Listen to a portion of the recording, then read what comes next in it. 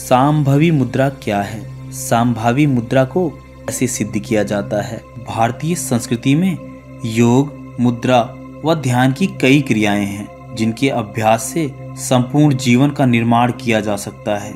इनके नियमित अभ्यास से जीवन को उच्च स्तर तक पहुंचाया जा सकता है। सांभवी मुद्रा को शिव मुद्रा या भैरवी मुद्रा भी कहा जाता है। वैसे सांभवी मुद्रा कोई मुद्रा नहीं बल्कि महामुद्रा है। आजकल आध्यात्म के प्रति लोगों की सोच बदलती जा रही है। लोग ध्यान, मेडिटेशन उतर रहे हैं। इसीलिए बहुत से लोग यह चाहते हैं कि वे लगातार ध्यान करते रहें, परंतु कई कारणों की वजह से वे लगातार ध्यान नहीं कर पाते।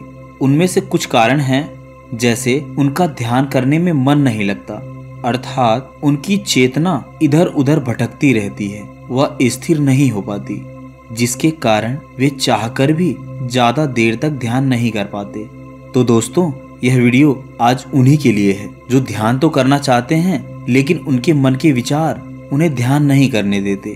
तो आज हम एक ऐसी ध्यान पद्धति के बारे में जानेंगे जो ध्यान के लिए बहुत असरदार है। उस पद्धति का नाम है सांभवी मुद्रा। तो ये सांभवी मुद्रा क्या है, इसे कैसे करते हैं? दोस्तों, यह सांभवी मुद्रा इतनी शक्तिशाली है कि यदि आप सांभवी मुद्रा का ध्यान करते हैं तो आपका ध्यान बहुत ही जल्दी सधने लगेगा। और सबसे बड़ी बात यह है कि आपको ध्यान में आनंद आने लगेगा। आपकी आंखें खुली हों लेकिन आप देख नहीं सकते।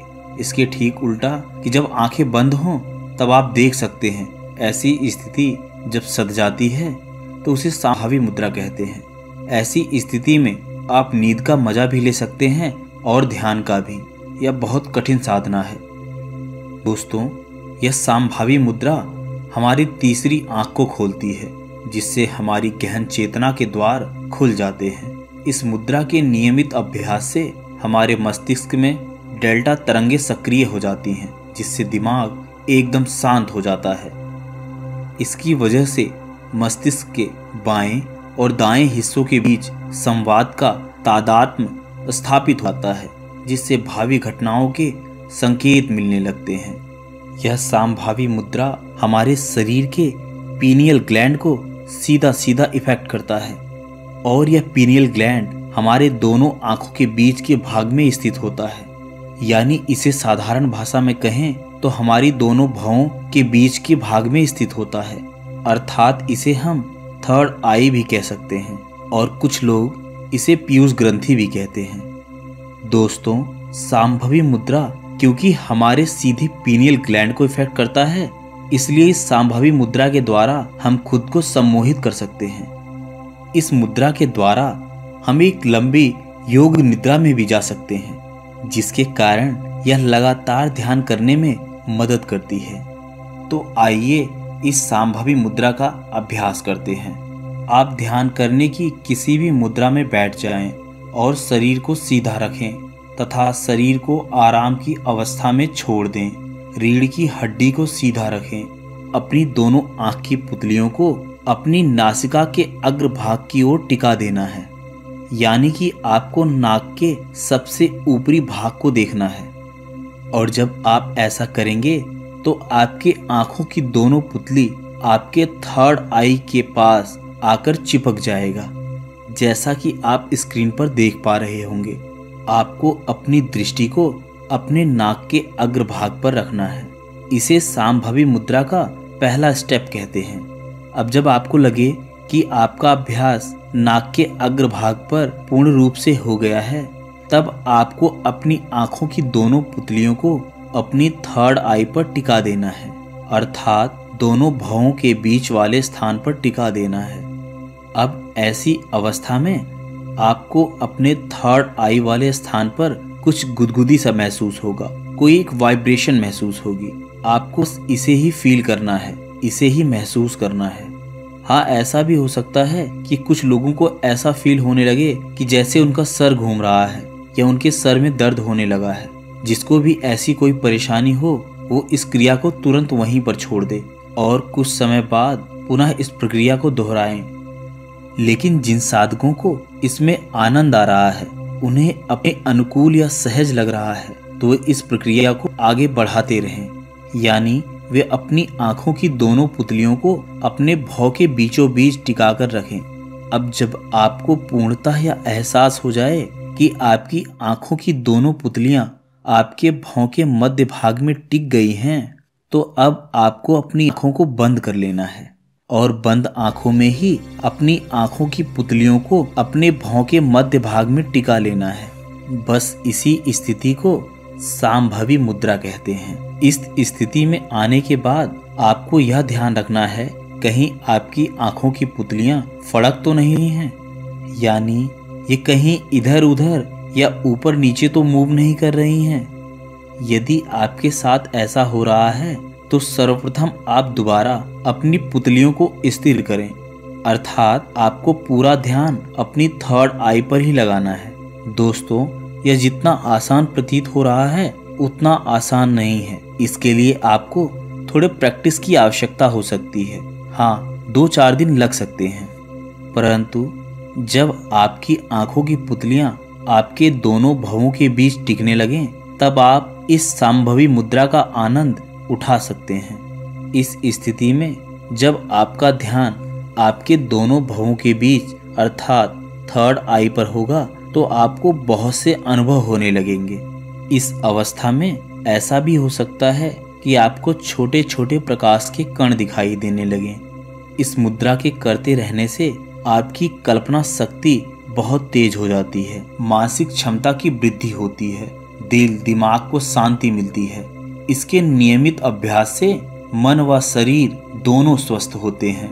ऐसा माना जाता है कि सांभवी मुद्रा करने वाले साधक के मस्तिष्क में न्यूरॉन हार्मोन बढ़ने लगता है, जो मनुष्य को अधिक बुद्धिमान बनाता है। इसके नियमित अभ्यास से अनिद्रा दूर होती है, आत्मविश्वास बढ़ने लगता है, मस्तिष्क की सोचने की क्षमता में वृद्धि होती है और तनाव दूर होने लगते हैं। ऐसा इसलिए होता है क्योंकि जब हम ज्यादा देर तक अपने पीनियल ग्लैंड पर ध्यान देते हैं, वहां से हमारे पूरे शरीर में ऊर्जा का संचार होने लगता है।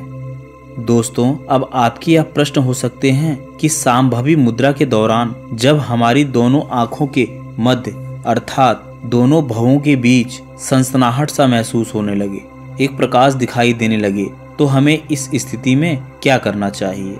देखिए, जब आपको दोनों भवों के बीच कोई सनसनाहट, कोई वाइब्रेशन या गुदगुदी जैसा महसूस होने लगे और आपको आंख बंद करने पर कुछ प्रकाश के कण दिखाई देने लगे, तो आप समझ जाइए कि आप ध्यान में उतर रहे हैं। कई साधकों को बिना सांभवी मुद्रा के भी दोनों आंखों के भवों के मध्य सनसनाहट महसूस होता है। ऐसा इसलिए होता है क्योंकि वे साधक बहुत से योग प्राणायाम करते हैं या वे पढ़ने में बहुत ज्यादा अटेंशन देते हैं। ऐसे लोगों की यह थर्ड आई अपने आप एक्टिवेट होने लगती है, जिसके कारण उन्हें पूरा दिन अपने दोनों भवों के बीच कुछ वाइब्रेशन, कुछ सनसनाहट जैसा महसूस होने लगता है। ऐसी स्थिति में आपको घबराने की आवश्यकता नहीं है। जिन भी साधकों के सम्मुख ऐसी स्थिति है कि उनके दोनों भवों के मध्य हलचल हो रही है, तो उन्हें यह समझ लेना चाहिए कि वे ध्यान में उतर रहे हैं। इस स्थिति में उन्हें विशेष निर्देशों की आवश्यकता है, यानी उन्हें एक सही मार्ग पर ले जाने की आवश्यकता है। इस स्थिति में उन्हें ध्यान की आगे की प्रक्रियाओं का पालन करना चाहिए। और जब एक साधक इस ध्यान में उतर जाता है तो उसकी चेतना एक उच्च स्तर पर पहुंच जाती है, जहां उसे सब चीजें खुद ब खुद समझ आने लगती हैं। दोस्तों, कुछ दिन के अभ्यास के बाद जब आप सांभवी मुद्रा में उतरने लगते हैं तो आप एक अलग एनर्जी से वशीभूत हो जाते हैं। एक नया आनंद आप में हमेशा विराजमान होता है।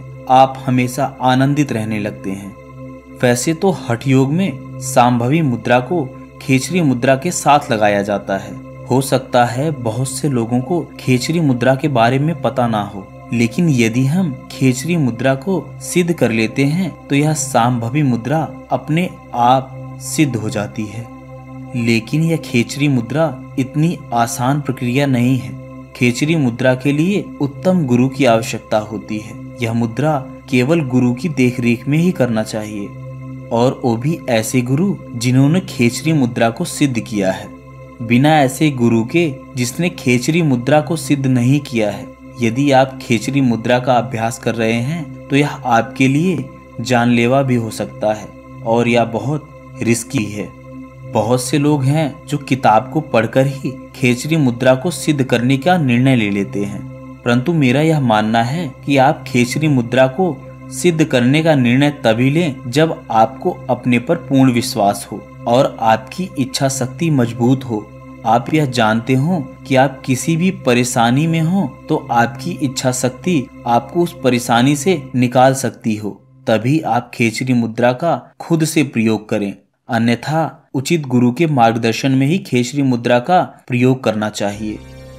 खेचरी मुद्रा को हमने सांभवी मुद्रा में जोड़कर इसलिए बताया क्योंकि खेचरी मुद्रा के दौरान सांभवी मुद्रा खुद ब खुद सिद्ध हो जाती है और यह खेचरी मुद्रा बहुत ही ज्यादा पावरफुल है। आगे की किसी वीडियो में मैं खेचरी मुद्रा के बारे में भी बात करूंगा।